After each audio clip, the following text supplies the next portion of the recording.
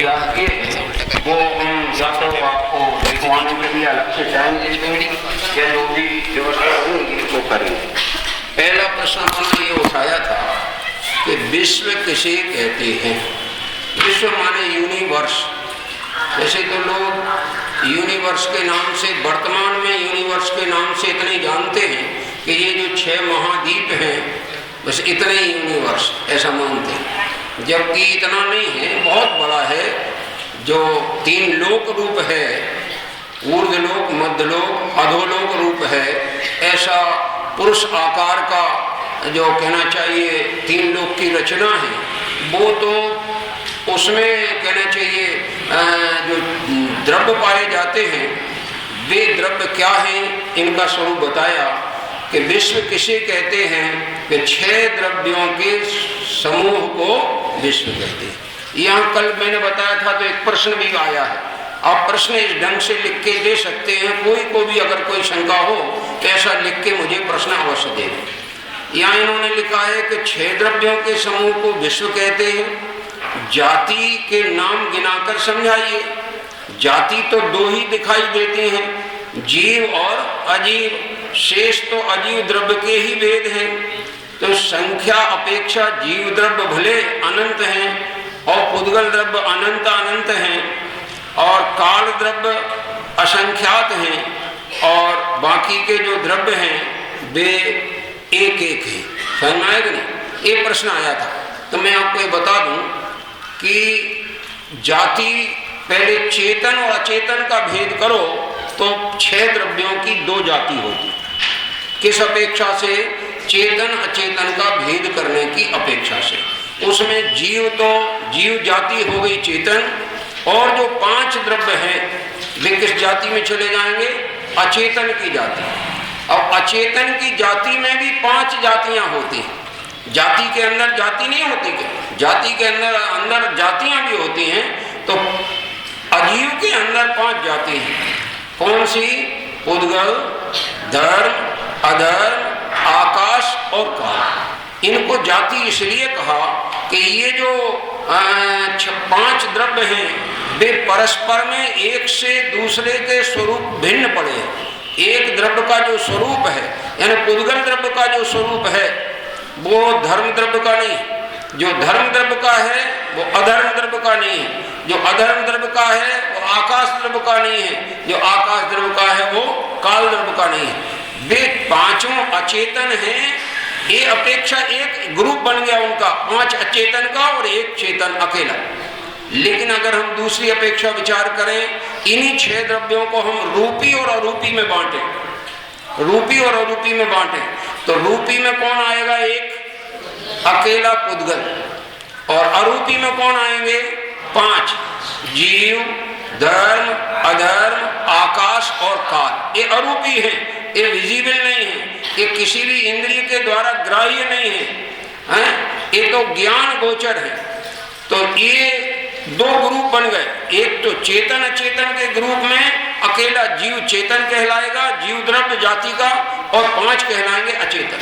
अगर रूपी अरूपी का ग्रुप बनाया जाए तो पुद्गल एक अकेला पुद्गल जाति अलग हो जाएगी और 5 जातियां काय में चली जाएंगी? अरूपी में आ जाएंगी। ठीक है ना?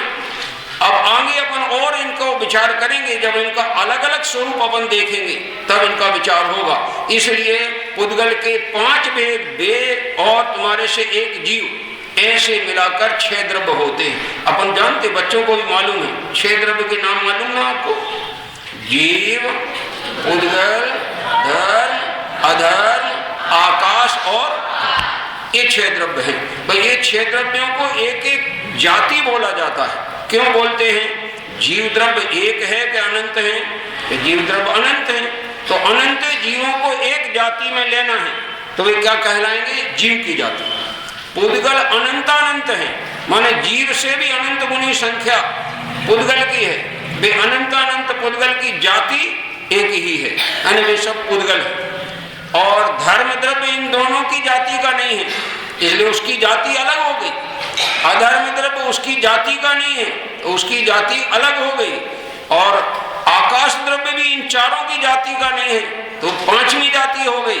और काल द्रव्य इन 5 की जाति का नहीं है, इसलिए छठवीं जाति हो गई। इसलिए 6 जाति के द्रव्यों को विश्व कहते हैं। अब ये जब समझ में हमारे आया कि 6 जाति के द्रव्य को विश्व कहते हैं, इतना समझने से हमें लाभ क्या हुआ, ये अपन जरा विचार करें। देखो मैं लाभ गिनाता हूं, कितने लाभ हुए अपने को एक समझने में। पहला लाभ तो ये हुआ कि विश्व जब 6 जाति के द्रव्यों का नाम है तो ये विश्व कब से है कि अनादि से है। कब तक रहने वाला है कि अनंत काल रहने वाला है। इसको कोई ने बनाया नहीं है, क्योंकि ये स्वयं सिद्ध है। जो वस्तु स्वयं सिद्ध होती है उसका कोई बनाने वाला नहीं होता, और स्वयं सिद्ध वस्तु नियम से अनादि होती है और अनंत होती है।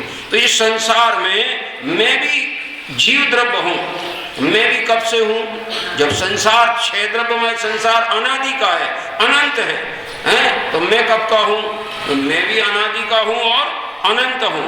और अनादि अनंत होने के कारण मैं न जन्मता हूं और न मरता हूं। जन्म का भी भय मिट जाएगा। अगर जो अपने को अनादि अनंत मानेगा उसे जन्म का भी डर नहीं रहेगा और मरण का भी भय नहीं रहेगा। और जो अपने को जन्मने मरने वाला मानेगा उसको जन्म का भी भय होगा और मरण का भी भय। ख्याल में नहीं। इसलिए एक लाभ तो ये हुआ कि विश्व को हमने अनादि अनंत माना। उस विश्व में मैं भी एक जीव द्रव्य हूं जो कि अनादि अनंत हूं। तो विश्व की चर्चा में हमारी चर्चा भी आ गई और मैं भी अनादि अनंत हूं, ये सिद्ध हो गया। फिर दूसरी बात ये आई कि विश्व का कोई कर्ता हर्ता और धर्ता नहीं। ना तो विश्व को कोई बनाता है, ना विश्व को कोई मिटाता है, और ना विश्व की कोई रक्षा करता है। इसी तरह मैं आत्मा हूं। मुझे कोई बना नहीं सकता, मुझे कोई मिटा नहीं सकता, मुझे किसी की रक्षा की जरूरत नहीं है, क्योंकि प्रत्येक द्रव्य अपने ध्रुव स्वभाव से सुरक्षित है, अपने अस्तित्व गुण से सुरक्षित है। इसलिए उसको अन्य सुरक्षा की जरूरत नहीं है। और हम किसी द्रव्य को मिटा भी नहीं सकते हैं, क्योंकि प्रत्येक द्रव्य अस्तित्व वाला है, और अस्तित्व वाला होने से उसे कोई मिटाना चाहे तो मिटा नहीं सकता। मिटाने के झूठे विकल्प तो कर सकता है और उससे पाप बंद कर सकता है, मिथ्यात्व कर सकता है, लेकिन मिटा नहीं सकता। एक लाभ ये भी है कि यह विश्व जो है, आपने सुना होगा अन्य मत में ऐसा कहते कि शेष नाग पर है। 3 लोग काय के ऊपर है विश्व? अन्य मत में कहते शेष नाग पर है, अथवा कोई कोई उनमें कहते हैं गाय के सींग पर। तो हम उनसे पूछते हैं कि चलो दोनों ही बात हम मान लेते हैं, पर हमारे प्रश्न का जवाब दो कि शेष नाग पर है तो शेष नाग किस पर है? गाय पर है, गाय के सींग पर, तो गाय किसके आधार पर है? क्योंकि नहीं, गाय के लिए कोई आधार की बात नहीं। तो क्यों नहीं ये बताओ? जब गाय निराधार रह सकती है तो विश्व निराधार क्यों नहीं रह सकता है? समझ में आएगी नहीं? तो ये कहते ठीक, आप भले तर्क करो, हम तो यही मानते हैं कि विश्व का आधार या तो शेषनाग है या गाय। अपने सहजानंद जी वर्णी हुए, आपने कभी ये बात नहीं सुनी होगी जो मैं आज बता रहा हूं। शेष नाग पर हिंदू मत में या अन्यत्र में शेष नाग पर मानने की मान्यता कहां से आई? ये जैन मत में से आई। अब आपको बता रहे, शेष नाग का अर्थ नहीं मालूम लोगों को। शेष नाग माने होता है शेष हवा। अभी शेष हवा कैसे अर्थ किया सुनो जरा। इसमें नाग में 3 अक्षर हैं। देखो, ना पूरा अ और गा जोड़ो तो क्या बन जाएगा? नाग बन जाएगा। अब हम इनमें अलग अलग करते हैं। आ और गा। गा माने होता है गमन करने वाला, और आ माने नहीं। जो गमन नहीं करे तो अर्थ निकलेगा पर्वत। सुनो जरा, अग माने पर्वत, और ना अग माने गमन नहीं करे, ऐसा नहीं। तो क्या अर्थ निकला? गमन करे। क्या अर्थ निकला? 2 निगेटिव होवे तो अर्थ एक पॉजिटिव बनता है। सुन लो जरा, 2 बार निगेटिव आवे तो समझ लो वो पॉजिटिव अर्थ हो गया। जैसे मैं कहता हूं मैं मंदिर नहीं जाऊंगा, ऐसा नहीं है। 2 नहीं आए ना, तो क्या अर्थ निकला? कि जाऊंगा, ये अर्थ निकला। तो ग माने गमन करे, आ माने नहीं गमन करे, ना माने नहीं गमन करे, तो गमन नहीं करे ऐसा नहीं, इसका अर्थ क्या निकला कि गमन करे। तो गमन कौन करता है कि हवा गमन करती है, और अग माने पर्वत गमन नहीं करता है। तो इसको शेष नाग नाम क्यों दिया? नाग माने तो हवा समझ में आ गया, लेकिन शेष क्यों नाम दिया?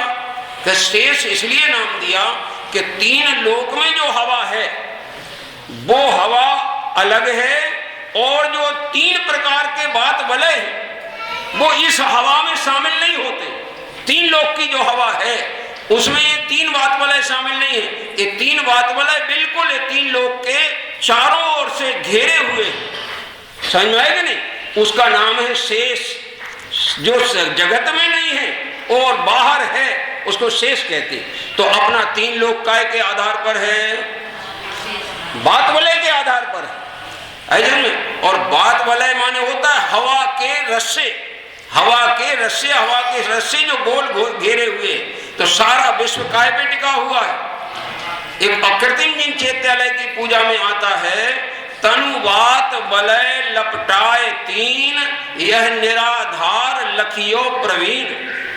ये विश्व जो है ये तीन हवाओं के आधार पर निराधार है। निराधार का मतलब बीचों बीच है, अनंत आकाश के बीच में ये तीन लोक वाला आकाश है, यूनिवर्स है। तो एक ये बात समझ में आई, तो अपने को जो शेष नाग की भ्रम की बात थी वो निकल गई। वास्तव में हवा के ऊपर टिका हुआ है। अब एक चौथा इसमें लाभ ये होता है कि द्रव्यों की संख्या 6 कही, अगर कोई 5 कहे तो गलत है, 7 कहे तो गलत है, और कम हीनाधिक कहे तो गलत है। और जगत में ऐसे अभी 6 दर्शन हैं जिनमें द्रव्यों की संख्या अलग अलग बताई है। वेदांत कहता है द्रव्य एक है, ब्रह्म अकेले को द्रव्य मानता है। सांख्य मत कहता है द्रव्य 2 है, पुरुष और प्रकृति, समझ में आएगा नहीं? न्याय मत कहता है द्रव्य 16 है, समझ में आएगा नहीं? इस तरीके से हर मतों में द्रव्यों की संख्या अलग अलग है। जैन दर्शन कहता है कि द्रव्य तो 6 ही होते हैं, ना 5 होते हैं ना 7 होते। और एक बात और बताएं, श्वेतांबर मत में 5 द्रव्य माने गए, सुना आपको? हैं? वहां श्वेतांबर काल द्रव्य को नहीं मानते। का व्यवहार काल को तो मानते हैं, घड़ी घंटा दिन पहर को, लेकिन इसका कोई आधारभूत द्रव्य है जिसकी ये पर्याय हैं वो नहीं मानते उसको, समझ में आया? तो जहां ये मान्यता के विपरीत गए कि समझो जिनेंद्र कथित बात के विपरीत होने से मिथ्यात्व का पोषण होता है।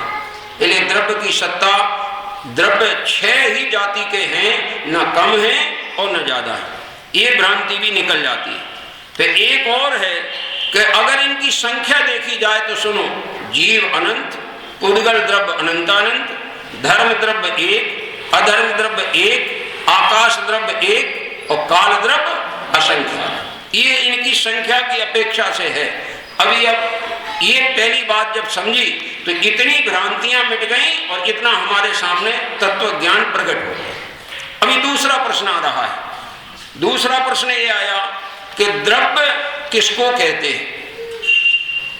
हमने विश्व तो अंग्रेजी में यूनिवर्स नाम दिया था, अब द्रव्य को अंग्रेजी में सब्सटेंस कहते हैं। क्या कहते हैं? सब्सटेंस। तो ये सब्सटेंस किसे कहते हैं? कि गुणों के समूह को द्रव्य कहते हैं। क्या कहा? तो वे गुण 2 प्रकार के होते हैं। कौन से?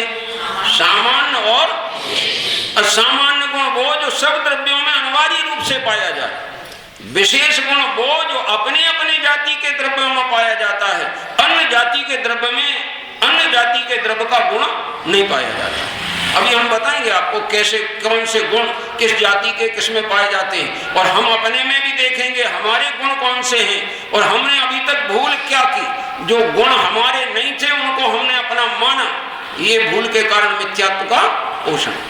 तो देखिए दूसरा, इसमें जब हमने द्रव्य की परिभाषा पढ़ी तो इसमें लाभ कितने होंगे इसके पढ़ने से।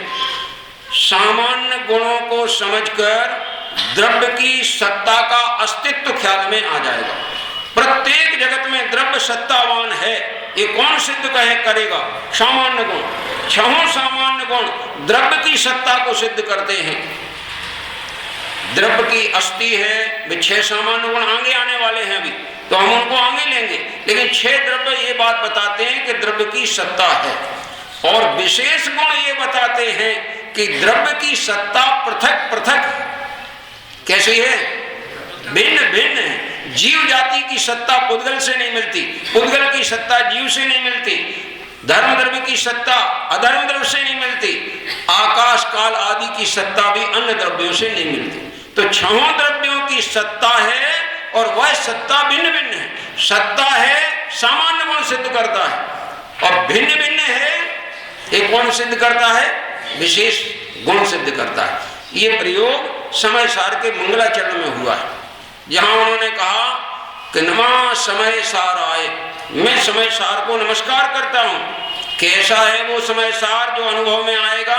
स्वानुभूत्या चकास्ते, स्वानुभव के द्वारा वो अनुभव में आएगा। और कैसा अनुभव में आएगा? तो चित्त स्वभावाय। ये चित्त स्वभाव कौन सा गुण है बताओ भाई? चित्त स्वभाव कौन सा गुण है?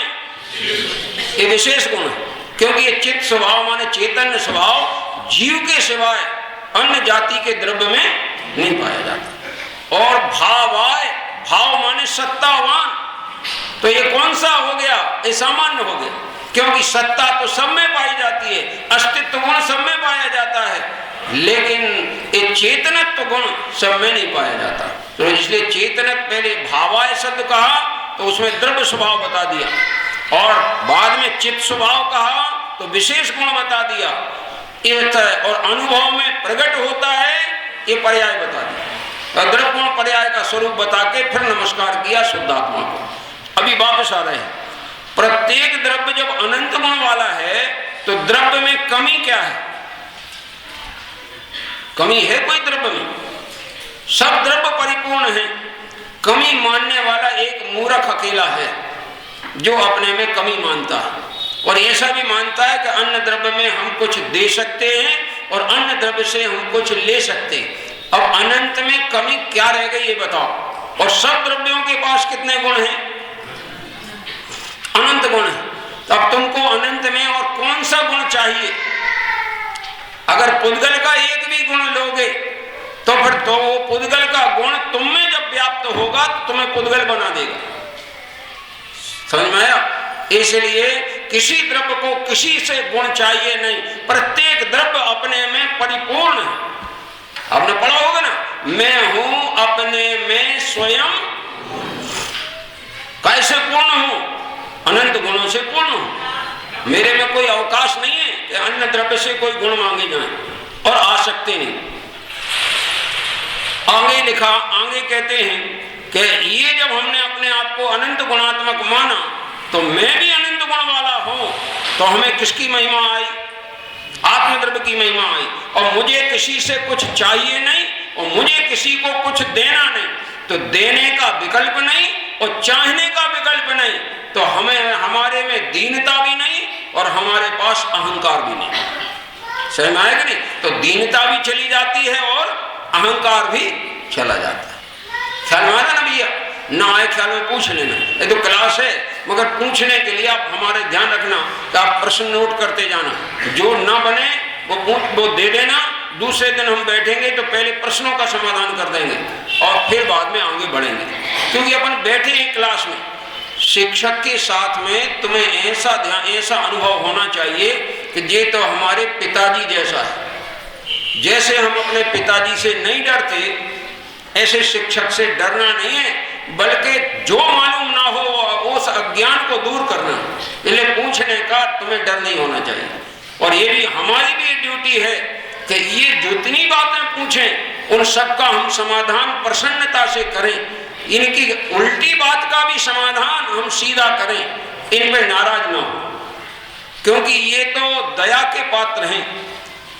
गुरु के पास ज्ञान होता है और वो ज्ञानी अगर इनके ऊपर गुस्सा करेगा तो इन्हें सिखा नहीं पाएगा।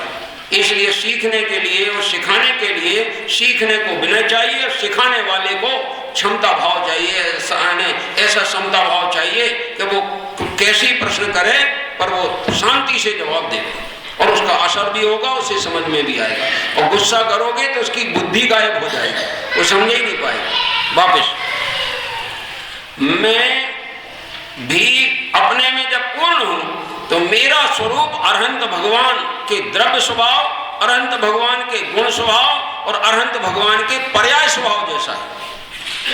क्योंकि जितने गुण अरहंत भगवान में हैं उतने हमारे में हैं कि नहीं है? जितने गुण उनमें हैं उतने हमारे में हैं। और जो उन गुणों की पर्याय होती हैं वही पर्याय होना हमारे गुणों में स्वभाव पड़ा है। तो उनका द्रव्य स्वभाव, उनका गुण स्वभाव, उनका पर्याय स्वभाव, ये सब तीनों ही स्वभाव मेरे में भी समान है, कोई अंतर नहीं। ठीक है ना?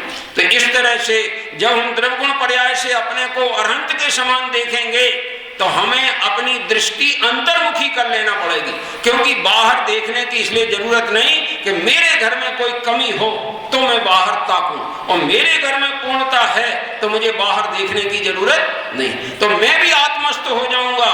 तो जैसे अरहंत दशा उन्हें प्रकट हो गई है, आत्मस्थ होने पर मुझे भी अरहंत दशा की प्राप्ति होगी। ये देखिए, गुणों के समूह को द्रव्य कहते हैं, ये समझने से फायदा हुआ। अब एक फायदा और है बहुत बढ़िया, ध्यान रखना। ये सब गुण, ये सब द्रव्य जो हैं वे परस्पर में विरोधी है। चेतन का विरोधी अचेतन है, रूपी का विरोधी अरूपी है। ऐसा में गति हेतुत्व का विरोधी स्थिति हेतुत्व वाला है। अवगाहन हेतु और काल का परिणमन हेतु, सबके हेतु न्यारे न्यारे और लक्षण न्यारे न्यारे हैं। तो ये सब परस्पर में विरोधी हैं। लेकिन गजब बात तो ये है, ये विरोधी होते हुए भी इनमें विरोध नहीं है। क्या कह रहे हैं? छह द्रव्य एक जगह रहते, आकाश के एक प्रदेश में छह द्रव्य रहते और उनमें परस्पर विरोध नहीं होता। माने उनमें को एग्जिस्टेंस की भावना रहती है, सह अस्तित्व की भावना पाई जाती है। एक मूर्ख जीव को छोड़कर किसी द्रव्य में लड़ाई नहीं होती। क्या कह रहे हैं? क्यों नहीं होती लड़ाई? क्योंकि ये अज्ञानी चाहता है कि हमारा अस्तित्व दूसरों से थोड़ा ज्यादा दिखे। क्या चाहता है? हमारा अस्तित्व औरों से कुछ ज्यादा दिखे। और कोई कोई की हीनता आ जाती है अंदर, हमारे अस्तित्व में तो उतने गुण नहीं है जितना अमुक में, तो वो हीनता से ग्रसित हो जाता है, जिसका नाम है इन्फीरियरिटी कॉम्प्लेक्स। और ये सुपीरियरिटी कॉम्प्लेक्स से ग्रसित हो जाता है, मैं तो औरों से कुछ ज्यादा हूं। जबकि सबके गुण कितने हैं? अनंत हैं। तो ज्यादा और कम है कि सब समान है? महावीर का तो ये भी एक उपदेश है कि सभी आत्मा अब स्वभाव से देखा जाए तो समान है, उनमें कोई अंतर नहीं। तो ये भी पता छह द्रव्यों को जानने से पता लगता है। और फिर कहते हैं, एक समय सार में तीसरी गाथा में एक बात बहुत बढ़िया कही आचार्य अमृतचंद स्वामी ने, उसके टीका में ये बात कही। उन्होंने ये लिखा, जगत के सर्व पदार्थ एकत्व को प्राप्त हो तो सुंदरता को प्राप्त होते हैं, और एकत्व न करके पर से संबंध करें तो उनके अंदर विषमवाद पैदा हो जाता है। समझ में आया कि नहीं? और आगे उन्होंने ये भी लिखा, जितने जगत के द्रव्य हैं वे सब अपने धर्मों का चुंबन कर रहे हैं, धर्म समूहों का चुंबन कर रहे हैं। धर्म कहते हैं गुण को और पर्याय को। सब द्रव्य अपनी गुण और पर्यायों में प्रवर्तन कर रहे हैं। कोई द्रव्य अन्य द्रव्य के गुण पर्याय में जा सकता नहीं, और अन्य द्रव्य के गुण और पर्याय मेरे में आ सकती है। समझ में आएगा नहीं? लेकिन हम भ्रम से मानते हैं कि मेरे में चीज आ गई। अब विचार करो भाई, रसगुल्ला खाते हैं तो रसगुल्ले में क्या है? मिठास। क्या है रसगुल्ले में? मिठास। तो मिठास में से आत्मा को आनंद आता है कि नहीं? बोलो भाई, हैं? अब तुम बोल नहीं रहे इसलिए नहीं बोल रहे क्या तुम्हें मालूम नहीं, क्या तुम मानते नहीं? बोल इसलिए नहीं रहे कि बोलेंगे तो गलती हो जाएगी, और गलती हो जाएगा तो सुधर जाएगा, और तुम्हें सुधरना ऐसे बोल नहीं रहे। ऐसे नहीं, बोलने में क्या तकलीफ है? अरे रसगुल्ला खाओगे तो आनंद आएगा कि नहीं आएगा? आएगा, चलो ठीक। उद्गल का आनंद आएगा कि आत्मा का आनंद आएगा? हैं? उद्गल का आनंद आएगा। उद्गल में आनंद है कि नहीं? अरे गजब बात हो गई, जी में आनंद नहीं, उनमें से लिखो आनंद आता, तो ये तो और गजब हो गया। जिसमें है नहीं उसमें से कैसे आ जाता है आनंद, ये बताओ। वो उद्गल सुखी है कि दुखी है? रसगुल्ला सुखी है कि दुखी है? बोलो। कि जड़ है? जड़ है ना वो तो जड़ सुखी दुखी नहीं होते। क्या कहा? जड़ सुखी दुखी नहीं होते। सुख दुख का वेदन तो किसको होता है? चेतन को होता है। और चेतन का सुख उद्गल में से आएगा कि चेतन में से आएगा? बोलो भैया, किस में से आएगा? तो हम मानते हैं उद्गल में से सुख आता है। तो फिर ये बताओ, अगर रसगुल्ला खाने वाला शुरू में रसगुल्ला खाए तो उसको मजा आता है, और ज्यादा खा जाए तो कजा आता है। कजा, मजा का विरोधी कजा है, सही में आएगा नहीं? दुख आता है। तो दुख उसमें से आता है कि तेरे मोह भाव के कारण आता है। और सुख का भी तुझे भ्रम हो गया है, पर द्रव्य में सुख था नहीं, पर द्रव्य में सुख है नहीं, पर द्रव्य में से सुख आ सकता नहीं, पर ये भ्रांति पालन करके रखी है। जैसे उन्होंने लिखा ना पूजन में, देवशास्त्र गुरु पूजन में, जड़ कर्म घुमाता है मुझको, यह मिथ्या भ्रांति रही मेरी, मैं राग द्वेष किया करता, जब परिणति होती जड़ के। यो भाव कर्म या भाव मरण सदियों से करता आया हूं, निज अनुपम गंध अनल से प्रभु पर गंध जलाने। आगे ये हो गए आपके इसके लाभ। किसके लाभ हो गए? ये द्रव्य को समझने से, उसके स्वरूप को समझने से इतने लाभ होते हैं। वैज्ञानिकों का भी एक सिद्धांत है, theory, permanency with A change. माने जितने जगत में द्रव्य हैं उनमें ये नियम लागू होगा, वो द्रव्य परमानेंट भी होगा, और परमानेंट के साथ साथ उसमें वर्तमान की एक पर्याय अवश्य होगा। समझ में नहीं? तो परमानेंट भी है और चेंज भी है। ग्रामर पढ़ी होगी आपने, अंग्रेजी की ग्रामर। अंग्रेजी की ग्रामर में एक ऐसा टेंस आता है, वाक्य आता है, जिसका नाम है परफेक्ट कंटिन्यूअस टेंस। क्या नाम है? तो परफेक्ट है वो कंटिन्यू कैसे है, और कंटिन्यू है तो परफेक्ट कैसे है? बोलो। और उसका एक नाम और है, पूर्ण अपूर्ण वर्तमान काल, ऐसा भी है। कंटिन्यूअस को अपूर्ण कहते हैं और परफेक्ट को पूर्ण कहते हैं। तो पूर्ण भी है और अपूर्ण भी है। ये विरोधी धर्म है क्या उसमें? कि नहीं है। एक ही वस्तु में एक साथ दो विरोधी धर्म पाए जाते हैं। या मान लीजिए अपने यहाँ ये पंखा लगा, ये पंखा लगा ना, ये पंखा को अपन बटन दबा दें चालू हो जाए, ध्यान रखना जरा। और मैं पूछूं, बोलो पंखा चल रहा है कि स्थिर है? बोलो। तो कोई नहीं बोल रहा है। देखो दोनों विरोधी बातें बोल दी, चल भी रहा है और स्थिर भी है। उसकी दो अपेक्षाएं आ गई। एक अपेक्षा तो है अपनी धुरी पर गमनशील है, घूम रहा है इसलिए चल रहा है, और अपनी जगह से हिलता ही नहीं इसलिए अचल है, नहीं चल रहा है, स्थिर है। तो स्थिर भी है और चल रहा है, दोनों बातें विरोधी हैं, मगर एक ही जगह मौजूद होती हैं। एक जगह होती है। जैन दर्शन का कमाल है, अन्य मत तो कोई जानते ही नहीं है कि वस्तु में दो विरोधी धर्म होते हैं, और विरोधी धर्म को सिद्ध करने वाला स्यादवाद और अनेकांत होता है। दो धर्मों को बताता है और उनकी सिद्धि करने वाला स्यादवाद होता है। आगे देखिए, एक और अंग्रेजों ने ये बात, अंग्रेजी वर्तमान विज्ञान ने ये बात सिद्ध कर दी है कि जगत में कोई भी सब्सटेंस बनाया नहीं जा सकता। No substance can be created and no substance can be destroyed. ना तो बनाया जा सकता है और ना ही मिटाया जा सकता है। पर्यायें बदलती हैं। Substance can change it's modifications. Subject यानी जो सब्सटेंस है वो अपने पर्याय तो बदल सकता है, लेकिन अपने स्वरूप का नाश नहीं कर सकता। इसलिए स्वरूप से वो होता है नित्य, और पर्याय बदलती है इसलिए वो होता है अनित्य। पढ़ा कि नहीं 12 भावनाओं में? द्रव्य रूप कर सर्व थिर, पर्याय थिर है कौन। द्रव्य दृष्टि पालखो, पर्याय नय करी गौण। पर्यायार्थक नय को गौड़ करो और द्रव्यार्थक नय को मुख करो तो आत्मा तो नित्य है, स्थायी है, शाश्वत है। और यदि आप पर्यायार्थक नय से देखोगे तो पर्याय अनित्य ही होती है, उसका स्वरूप ही अनित्य। अब अनित्य को अनित्य जानो, नित्य को नित्य जानो, तो तुम्हारे लिए कोई भ्रम नहीं होगा। अभी दूसरी बात, तीसरा प्रश्न आ रहा है, गुण किसे कहते हैं? अंग्रेजी में गुण को कहते हैं एट्रीब्यूट अथवा क्वालिटी भी बोलते हैं, पर एट्रीब्यूट उसके लिए ज्यादा उपयोगी है। किसको कहते हैं गुण? देखना जरा अपनी पुस्तक में, तीसरे नंबर का प्रश्न होगा।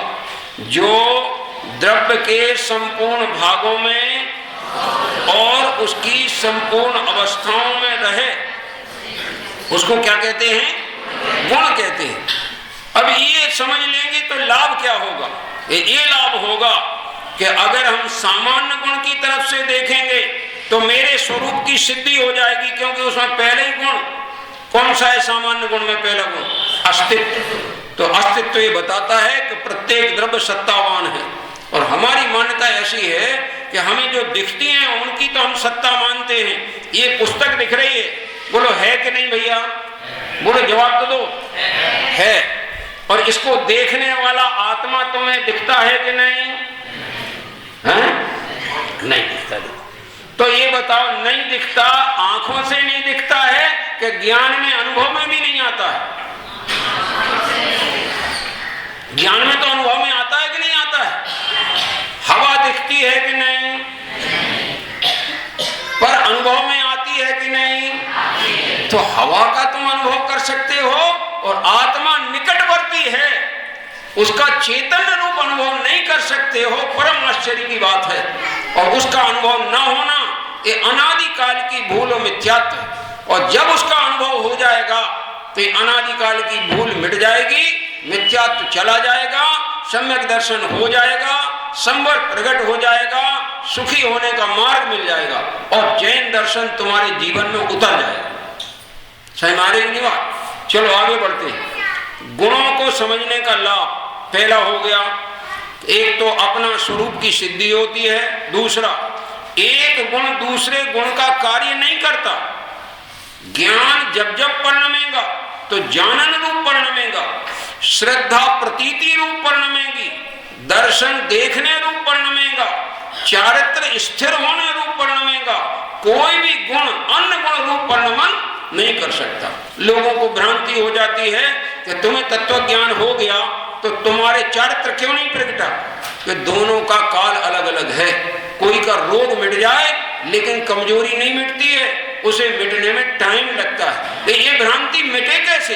तुम्हें जैन सिद्धांत प्रवेशिका का ज्ञान ही नहीं है, इसलिए तुम एक द्रव्य के, एक गुण के परिणमन को देखकर दूसरे गुण को भी ऐसा परिणमना चाहिए मानो तुम्हारी सत्ता चलती हो द्रव्य के परिणमन पे, कि हम जब चाहें तब उसको वैसा परिणमन करना चाहिए। वस्तु स्वतंत्र परिणमन करती है, द्रव्य भी स्वतंत्र है, गुण भी स्वतंत्र है, और प्रति समय की पर्याय भी स्वतंत्र।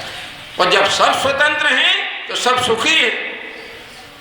एक अज्ञानी भर दुखी है जो वस्तुओं को स्वतंत्र नहीं मानता, अपने को पर का कर्ता मानता है और पर को अपना कर्ता मानता है। निज को पर को कर्ता पिछान, पर में अनिष्टता आकुलित भयो अज्ञान धार, जो मृग मृग तृष्णा जानवार। अज्ञान धारण करके आकुलित होता है। अब आगे देखिए, स्वरूप को जब हम समझ लेते हैं, गुण के स्वरूप को समझ लेते हैं, तो कर्ता बुद्धि और आकुलता का नाश होता है। कैसे होता है जरा सुनिए। एक वस्तुत्व नाम का गुण है जिसका कार्य ये है कि वस्तु निठल्ली नहीं होती है।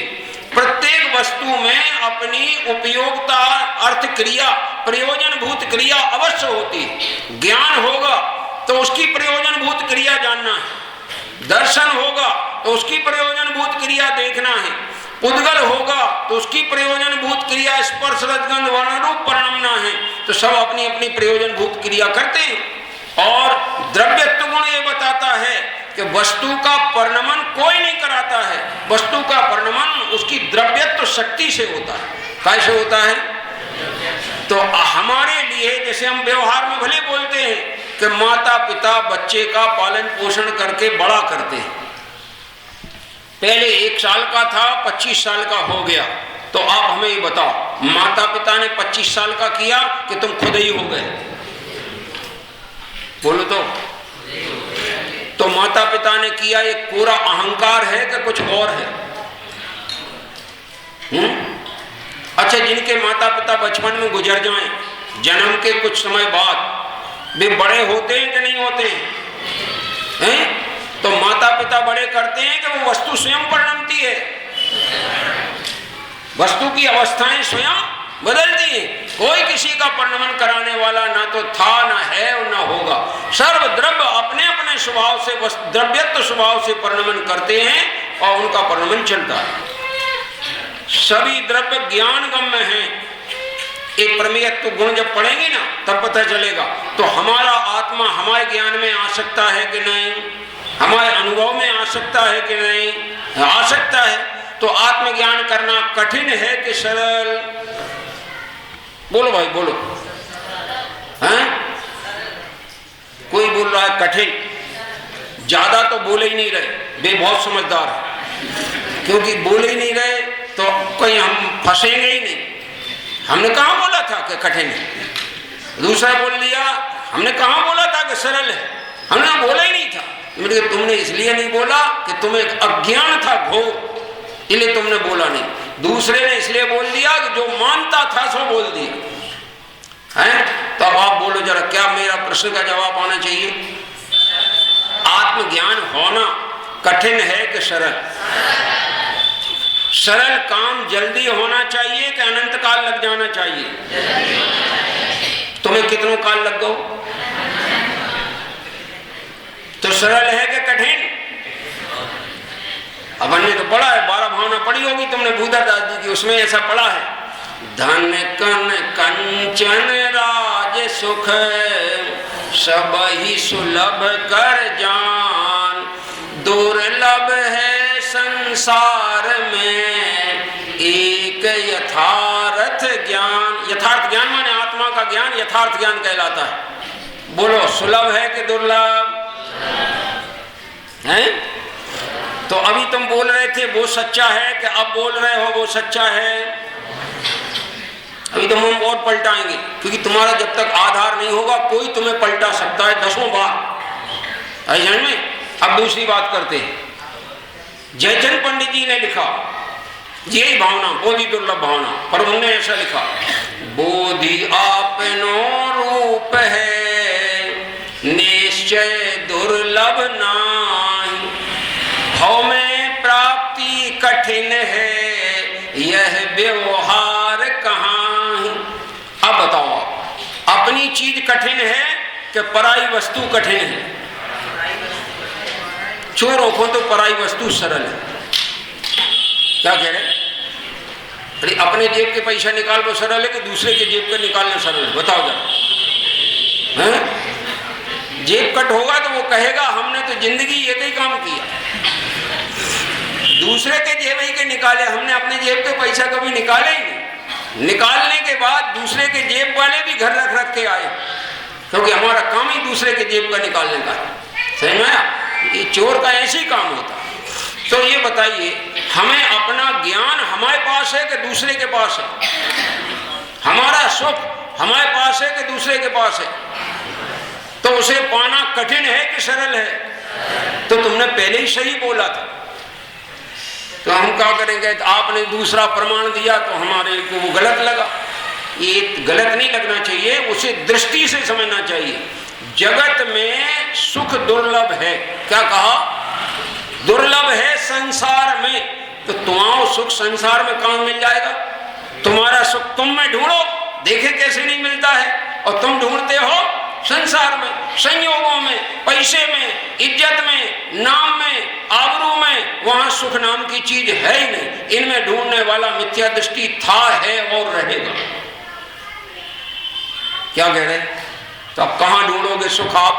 भगवान ने कहां ढूंढा है और हम कहां ढूंढे? अपने में ढूंढो। तो भगवान के अनुयायी हो और उन्हें मिल गया सुख अंदर और तुम्हें मिलेगा बाहर के पदार्थों में। तो उनकी मान्यता सही है कि तुम्हारी सही है? है कि नहीं?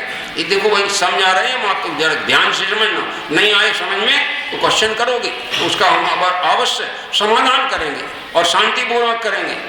और तुम किसी भी ढंग से प्रश्न करना, हम उसका समाधान शांतिपूर्वक कर देंगे। समझ में आएगी नहीं? देखो आगे बात आई है, ये हो गया स्वरूप गुण का। अब गुण के बाद क्या आया इसमें? पर्याय आया। पर्याय किसे कहते हैं? गुणों के कार्य को पर्याय कहते हैं। हमें सुख चाहिए तो सुख द्रव्य है, गुण है कि पर्याय है? जो तुम्हें चाहिए, बोलो जरा। द्रव्य, तुम्हें सुख चाहिए ना, तो सुख द्रव्य है, गुण है कि पर्याय है? जो तुमको चाहिए। वैसे तो सुख जो है वो द्रव्य रूप भी है, सुख है वो स्वयं गुण है, और उसका जो परिणमन है वो क्या है? तो अनुभव परिणमन वाला होता है। समझ में आया कि नहीं? जो सत्ता में सुख स्वभाव पड़ा है उसका अनुभव नहीं हो सकता। वो जो पर्याय में परिणमन करेगा उसका अनुभव होगा। तो हमें सुख चाहिए है, तो वो सुख का परिणमन कहाँ होगा? मेरे ही ज्ञान में, मेरे सुख स्वभाव में कि बाहर? तो सुख कहाँ से आएगा? अंदर से कि बाहर से? तो अंदर देखें कि बाहर देखें? तुम रोज भगवान को देख रहे हो, वे तुम्हें देखते हैं कि नहीं? बोलो। देखते कि माने वे तुम पे नजर नहीं डालते, वह हालांकि तुम उनको दिखते हो। सही है ना? उनके ज्ञान से कोई छिपा नहीं, क्योंकि सब वस्तुएं उनके ज्ञान में झलकती हैं। तो ये पर्याय हुआ। अभी ये थोड़ा सा मुझे द्रव्य के जो गुण के विषय में एक दो बातें और करनी है। गुण के संबंध कौन से हमारे साथ में? गुण और गुणी में संबंध बताना है। तो गुण और द्रव्य में संबंध इस प्रकार के हैं। गुण है मेरा स्व और मैं द्रव्य हूं उसका स्वामी। स्व का कौन होता है संबंध? स्वामी। तो मेरा स्व कौन हुआ? द्रव्य मेरा स्व हुआ।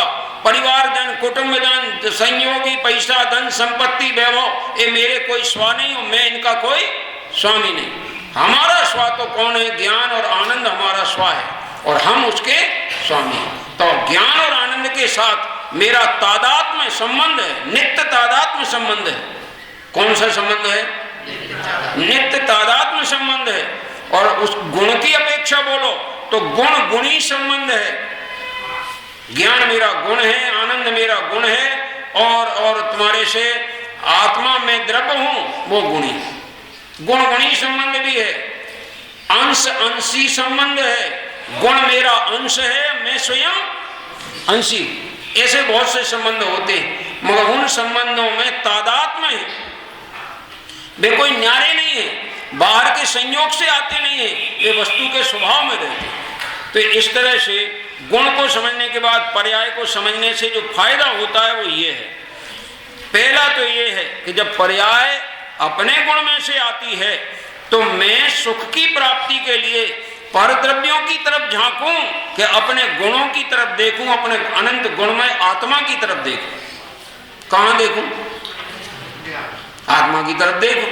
और जो आत्मा को देखते हैं वे वास्तव में आत्मज्ञानी बनते हैं। और जो दुनिया को देखते रहते हैं और आत्मा को नहीं देखते हैं, वे कभी आत्मज्ञानी नहीं बन पाते। समझ में आई नहीं बात? अब आगे देखो। पर सन्मुखता का नाश और आत्म सन्मुखता की प्राप्ति होती है।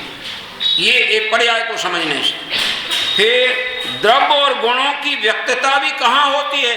पर्याय में ही होती है। तो हमारे जो अनंत गुण हैं वे प्रकट होंगे तो कहाँ प्रकट होंगे? पर्याय में प्रकट होंगे।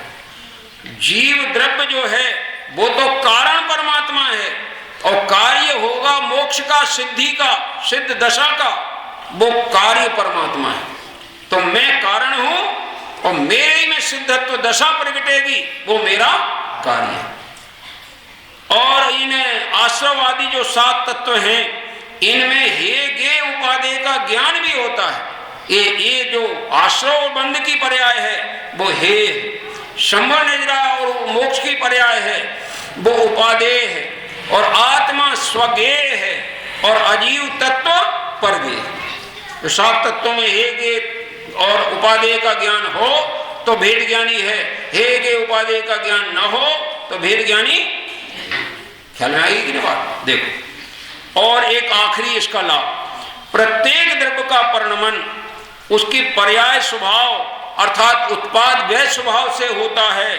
उसका परिणमन स्वाधीन है, किसी भी द्रव्य की पर्याय का परिणमन पराधीन है। जब स्वाधीन द्रव्य है, स्वाधीन गुण है, स्वाधीन पर्याय है, तो मैं किसके अधीन हूं? स्वाधीन हो, स्वाधीन को कहते स्वतंत्र, और पराधीन को कहते हैं परतंत्र। बोलो, परतंत्रता में सुख है कि स्वाधीनता में सुख है? स्वाधीनता में सुख है। तो अपने स्व में ही सब कुछ मानोगे, जानोगे और उसमें लगोगे तो आएगी स्वाधीनता, और पर से अपना कुछ मानोगे और उसमें लगोगे तो आएगी पराधीनता। पराधीनता से जीव दुखी होता है और स्वाधीनता से जीव सुखी। अभी इतना हुआ, अब आगे देखो जरा, जल्दी जल्दी बताते थोड़ा थोड़ा। गुण तो 2 बताए गए, सामान्य गुण और विशेष गुण का स्वरूप बताया। सामान्य गुण कितने हैं? 6। कौन से? अस्तित्व माने वस्तु की सत्ता बताने वाला अस्तित्व गुण है, किसी दूसरे के कारण किसी द्रव्य की सत्ता नहीं। वस्तुत्व गुण, वस्तु जो है वो सत्तावान तो है लेकिन नियम से प्रयोजनभूत क्रिया करती है। प्रयोजनभूत, निठल्ली नहीं रहती, बिल्कुल निरर्थक नहीं होती, बेकार नहीं होती, उसमें कोई ना कोई क्रिया होती है। तो वो प्रयोजनभूत क्रिया भी प्रत्येक वस्तु करती है। और द्रव्यत्व गुण किसको कहते हैं?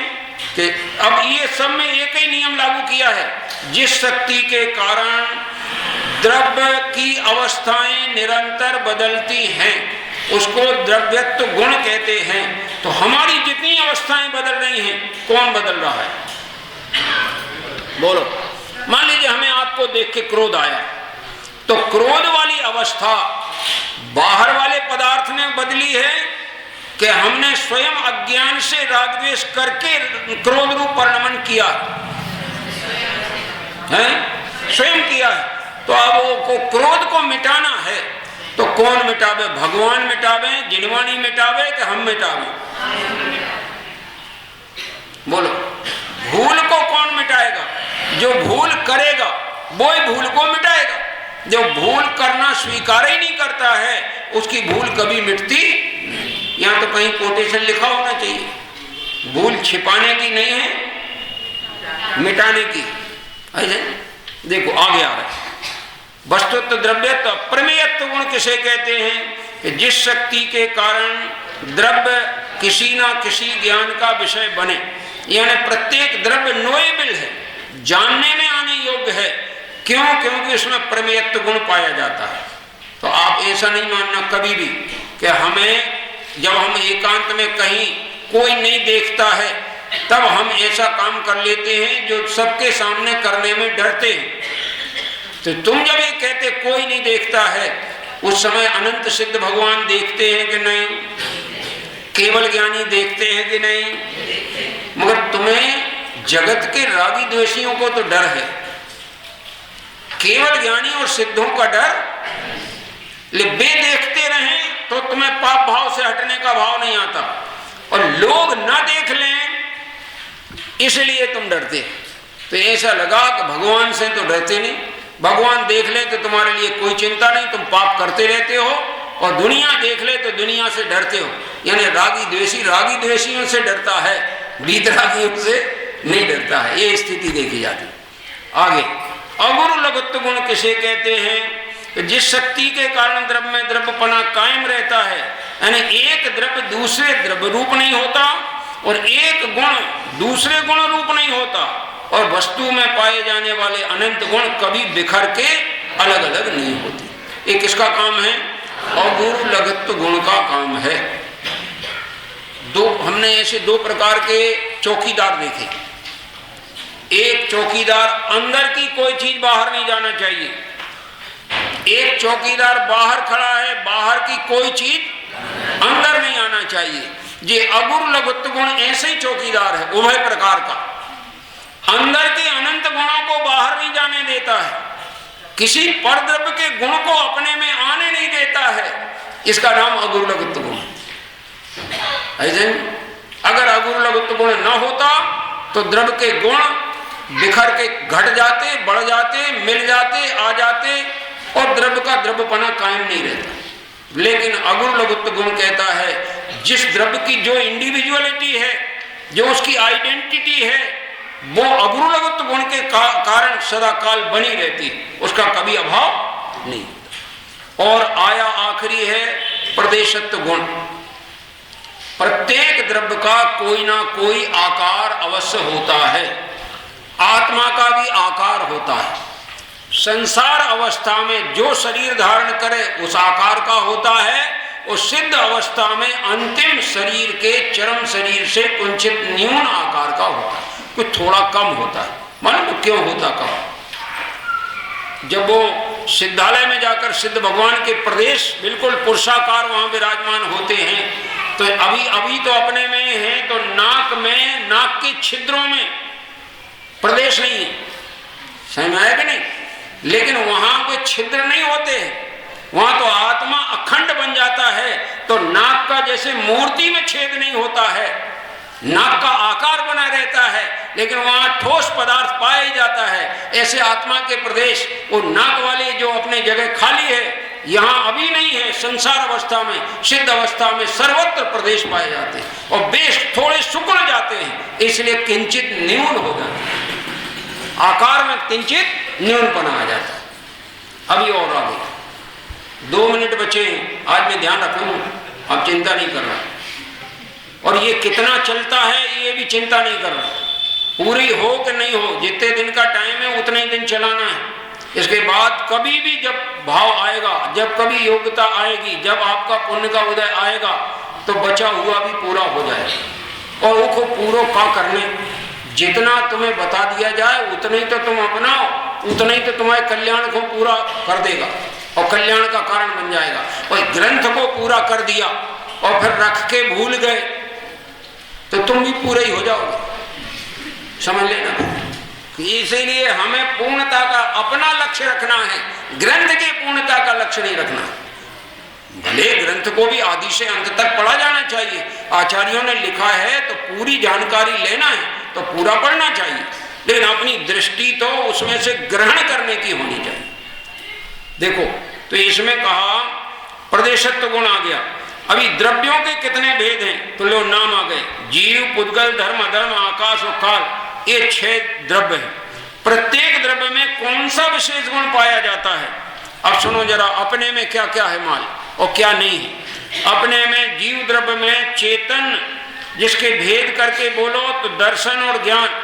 चेतन के भेद करो तो दर्शन और ज्ञान। दर्शन सामान्य को ग्रहण करता है, ज्ञान विशेष को ग्रहण करता है। ज्ञान की पर्याय होती है ज्ञान चेतना, और दर्शन की पर्याय होती है दर्शन चेतना। और वो चेतती है, एक चेतती सामान्य को है और एक चेतती विशेष को। तो मेरे में दर्शन ज्ञान है सम्यक्त। सम्यक्त माने सच्ची श्रद्धा प्रतीति, और चारित्र माने अपने स्वरूप में लीनता, और सुख माने निराकुलता का वेदन, समता भाव का वेदन। क्रियावती शक्ति माने गमनागमन की योग्यता। क्रियावती शक्ति माने जाने आने की योग्यता अपनी निजी। 6 द्रव्यों में 2 द्रव्य गमन की योग्यता वाले हैं, पुद्गल और जीव। बाकी 4 द्रव्य गमनागमन करते ही नहीं, सदा स्थिर रहते इत्यादि। और पुद्गल द्रव्य में स्पर्श, रस, गंध, वर्ण, क्रियावती शक्ति, ये उसके विशेष गुण हैं। धर्म द्रव्य में गति हेतुत्व विशेष गुण है और अधर्म द्रव्य में स्थिति हेतुत्व विशेष गुण है। आकाश द्रव्य में अवगाहन हेतुत्व विशेष गुण है और काल द्रव्य में परिणमन हेतुत्व विशेष गुण है। ये विशेष गुण के खाली अभी नाम गिना है। अब इनको प्रैक्टिकली समझने से क्या फायदा होता है, इनकी चर्चा अपन कल करेंगे। आज का टाइम बिल्कुल करेक्ट, सेकंड टू सेकंड पूरा होना है।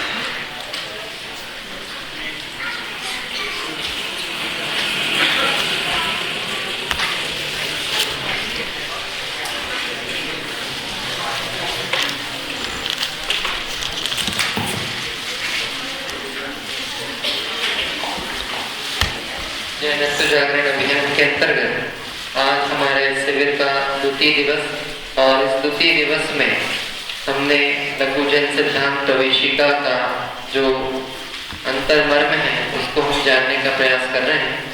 यद्यपि ये कक्षा है और कक्षा होने के नाते विद्यार्थियों को लगता है कि हमें भी बोलने का मौका मिला जाए या हमसे पूछा जाए तो अलर्टनेस उनकी ज्यादा रहेगी। अपन इसका प्रयास करना है और करेंगे। कल से आपसे प्रश्न भी पूछे जाएंगे और तत्काल सही उत्तर देने पर उन्हें पुरस्कृत भी किया जाएगा, पर ये बड़ा शॉर्ट रहा करेगा, मतलब उसमें अधिक समय नहीं लगाया जाएगा। तुरंत की तुरंत पूछ के और आपको पुरस्कृत भी किया जाएगा। जो विषय होता जा रहा है इस विषय को आप अपने स्मरण में भी लेते जाएं, उन्हें पुनः अभ्यास भी करते जाएं और आपके पास डायरियां हैं उसमें लिखना है तो लिखते भी जाएं, क्योंकि समय के अनुसार अपन इसकी परीक्षा भी ले सकते हैं या फिर इसकी तात्कालिक मतलब मौखिक प्रश्नोत्तर रूप में तात्कालिक परीक्षा भी ली जा सकती है। तो इस तरह से जो जैसा भी इसका प्रारूप होगा वो आपके सामने आएगा। सभी लोग इसका लाभ ले रहे हैं, बाहर भी लोग उसका लाभ ले रहे हैं और मेरा उनसे अनुरोध है जिन्हें भी इस संबंध में कोई शंका हो तो आपके अकाउंट पर हमारा ईमेल एड्रेस पहुंचा है, उस ईमेल एड्रेस पर आप हमें अपने प्रश्न लिखकर भेजें तो हम यहाँ से उनके आंसर आपको यहाँ से भिजवाएंगे या फिर जो मोबाइल नंबर आपको भेजे गए हैं उन मोबाइल नंबर पर भी आप हमें प्रश्न पूछ सकते हैं या अपने सुझाव यहाँ पर भेज सकते हैं।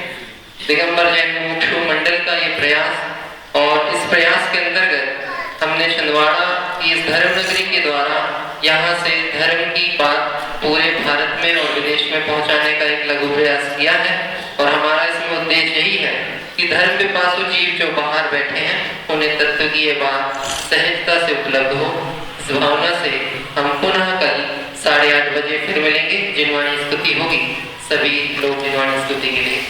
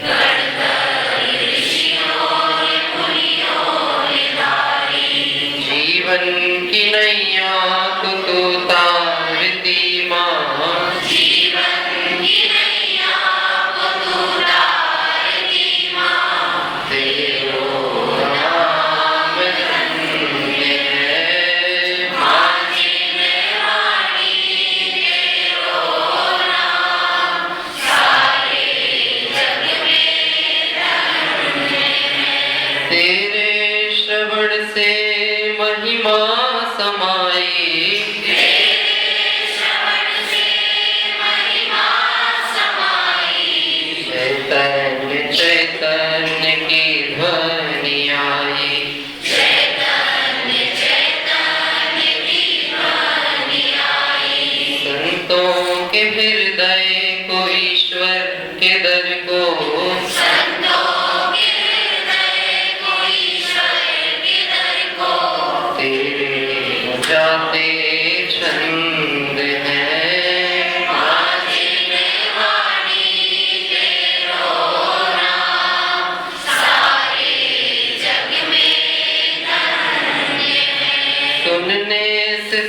संसार का रस दिल हो, सुनने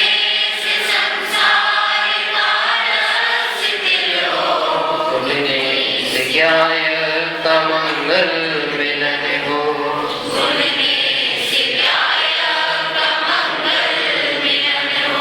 तुझको नमन है, तुझको नमन है,